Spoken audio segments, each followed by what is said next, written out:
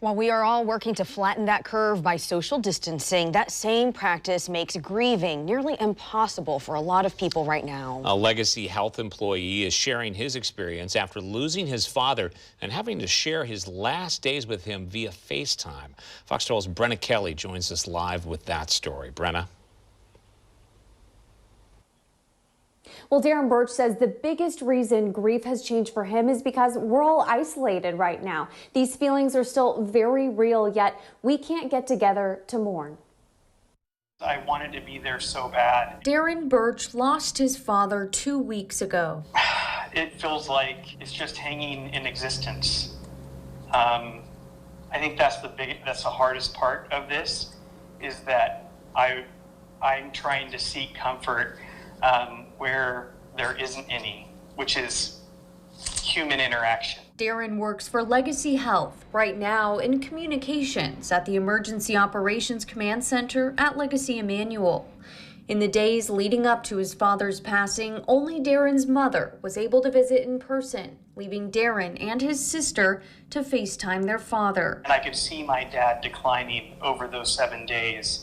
And it was very difficult. Darrin and his family were allowed in to say goodbye the night before his father died. That last visit, we were so grateful to be there.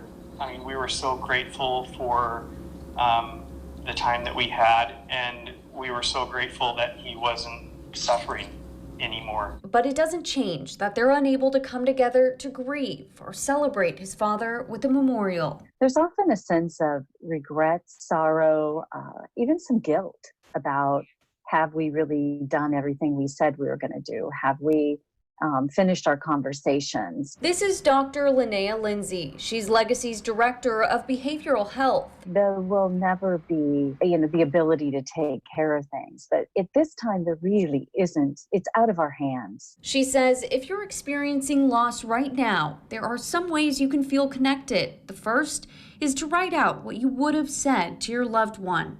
The second, write down some stories, positive memories you really treasure.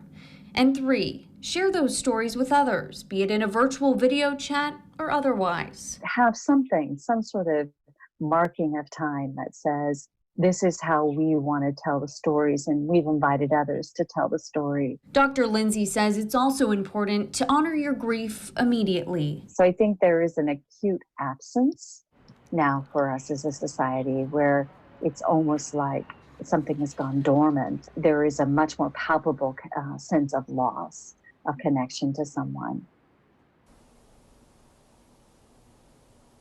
And Dr. Lindsay says human connection is still so critical at this time, especially as we move out of this physical distancing, as she likes to call it, and back into re-engaging with one another. Reporting live in Portland, Brenna Kelly, Fox 12 Oregon.